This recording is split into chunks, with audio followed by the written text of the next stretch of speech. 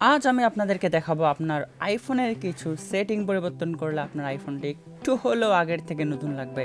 আর এগুলো খুব বেশি এসেনশিয়াল না, তবে এগুলোর কিছু ছোটোখাটো পরিবর্তন করলে আপনার আইফোনে একটু নতুন এক্সপিরিয়েন্স পাবেন আর আপনার আইফোনটিকে একটু ডিফারেন্ট লাগবে আগের থেকে। আমার চ্যানেলকে আপনাদেরকে আবারও স্বাগত। আর যারা একেবারে নতুন, আশা করি আমার চ্যানেলটি সাবস্ক্রাইব করে ফেলবেন। আপনারা এখানে দেখতে পাচ্ছেন যে আপনাদের আইফোনের হোম স্ক্রিনটা, সেখানকার আইকনগুলো অনেক ছোটো ছিল। আপনারা চাইলে সেগুলো একটু বড় করতে পারেন। এর জন্য আপনাদেরকে ডিসপ্লে অ্যান্ড ব্রাইটনেস যে অপশনটি আছে সেখানে যেতে হবে। তারপর এখানে ডিসপ্লে ভিউ যদি স্ট্যান্ডার্ড থাকে আপনারা এটা জুম করে দেন। জুম করে দেওয়ার পর আপনারা সেট করবেন। সেট করার পর আপনার ফোনটি একটু রেস্টার্ট হবে। তারপর আপনার ফোনের যে আইকনগুলো আছে আগের সাথে বেশ একটু বড়সড় লাগবে, আর এটি আপনাদেরকে একটু হলেও নতুন কিছু ফিল দেবে। এরপর আমি আপনাদেরকে দেখাবো আপনাদের আইফোনের যে টেক্সটগুলো আছে সেগুলোর সাইজগুলো একটু কন্ট্রোল করবেন কীভাবে।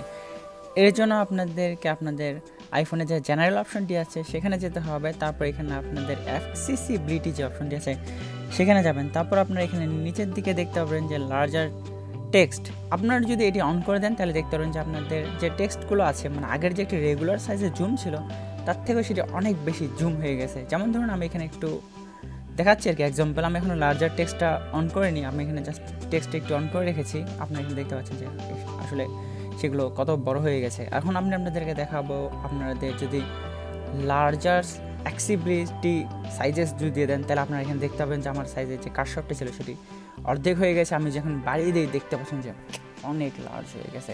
আপনারা মাসে একটু লার্জ টেক্সট অ্যাপ্লাই করে দেখতে পারবেন, কারণ এতে আপনাদেরকে একটু হলেও আপনাকে একটা কিছু নতুন একটা কিছু মনে হবে যে আপনাদের এখানে বা একটা নতুন কিছু অ্যাড হয়েছে। আর আপনারা যে এই সেটিংটি ট্রাই করে না থাকেন আপনারা একটু ট্রাই করবেন আর কি রেগুলার। এর ফলে আপনারা একটু ডিফারেন্ট এক্সপিরিয়েন্স পাবেন। আপনারা হয়তো জানেন যে নর্মাল টেক্সট আর বোল্ড টেক্সটের মধ্যে পার্থক্যটা। আর আপনাদের যদি আইফোনে বোল্ড টেক্সট করা থাকে সেটি অফ করে দেন তাহলে দেখবেন যে আপনাদের যে অক্ষরগুলো আছে সেগুলো আগের থেকে একটু চিকন একটু সরু সরু লাগতেছে। আর আপনারা যদি সেটি করে থাকেন আপনাদের অবশ্যই একটু ভালো লাগবে। আর আপনাদের যদি বোল্ড টেক্সটটি অফ করা থাকে আপনারা সেটি অন করে দেখেন, দেখবেন যে আপনাকে কত কুল দেখাচ্ছে। আপনারা চাইলে আপনাদের আইফোনে একটু লেভেল অ্যাড করতে পারেন। লেভেল অর্থ হচ্ছে আপনারা 0 অথবা 1। আপনারা যখন কোনো কিছু একটি অন করবেন তখন সেখানে 1 দেখাবে, আর যদি সেটা অফ করে দেন সেখানে 0 দেখাবে। আপনারা এখন সেটি কীভাবে করবেন, প্রথমে আপনারা জেনারেল সেটিংয়ে যাবেন, তারপর অ্যাক্সেসিবিলিটিতে যাবেন, তারপর এখানে দেখতে পাচ্ছেন যে অন অফ লেভেলস। আপনারা যদি টার্ন অন করে দেন তাহলে আপনারা 0 আর 1 দেখতে পাবেন। আপনারা যদি অফ করে দেন তাহলে আপনারা জাস্ট একটু দেখতে পারবেন নাকি আপনারা সাইডের দিকে দেখতে পাচ্ছেন লেভেল অফ করে দেওয়ায় সেখানে কোনো কিছু থাকতেছে না। আর আপনারা যদি লেভেলটা অন করে দেন তাহলে অফ থাকলে সেটিতে 0 দেখাবে, আর অন করে দিলে তার অপোজিট সাইডে 1 দেখাবে। কুল, তাই না? এখন আমি আপনাদেরকে এমন একটি সেটিং দেখাবো, সেটি যদি আপনারা নিজেরাই ট্রাই না করেন আমি আপনাদেরকে কোনোভাবেই সেটি বোঝাতে পারবো না। সেটি হলো আপনার আইফোনের ডিসপ্লের কালার ফিল্টার।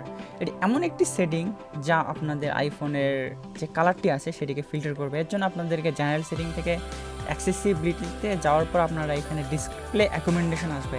আপনারা এখানে দেখতে পাচ্ছেন যে কিছু কালার পেন্সিলের স্যাম্পল আর কি। আপনারা যদি কালার ফিল্টারগুলো অন করে দেখেন তাহলে দেখতে পাবেন যেগুলো কালারগুলো কিন্তু চেঞ্জ হয়ে যাবে। আমি স্ক্রিন রেকর্ড করেছি কিন্তু সেখানে আসলে ফিল্টারটা ক্যাপচার করে না। আর আপনারা যদি সেটি ট্রাই করে থাকেন তাহলে আপনারা বুঝতে পারবেন যে আসলে এই সেটিংটা কত জোস। মানে আমি আপনাদেরকে বলি, আপনারা যখন কোনো একটা ইমেজে কোনো ফিল্টার যোগ করেন আপনাদের পছন্দ মতো, সেটি অবশ্যই অনেক কুল দেখায়। ঠিক সেরকমভাবে আপনারা আপনাদের আইফোনের যে ডিসপ্লেটি আছে তার ফিল্টারটা যোগ করতে পারবেন, কিংবা চেঞ্জ করতে পারবেন, কিংবা আপনারা চাইলে সেটিকে নর্মাল করতে পারবেন। এর ফলে হবে কি আপনার আইফোনটা একটু আগে অন্যজনের আইফোনের ডিসপ্লে যেগুলো আছে সেগুলোর থেকে একটু ডিফারেন্ট দেখাবে। আর আপনারা যদি সেটি ট্রাই করে না থাকেন অবশ্যই সেটি ট্রাই করবেন। আমরা যখন কোনো কন্টেন্ট দেখি ইংলিশে তখন আমাদের সাবটাইটেলের প্রয়োজন হয়। আপনারা এখানে দেখতে পাচ্ছেন যে সাবটাইটেলটি যথেষ্ট ছোট।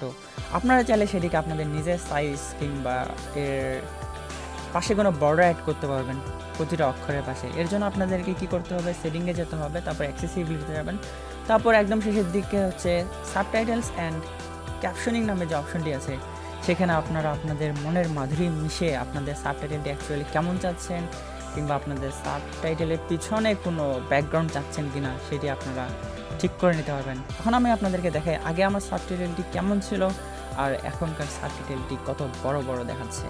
চাইলে আপনারা এটি মিডিয়াম সাইজও করতে পারেন, এটি আসলে আপনাদের পার্সোনাল ব্যাপার।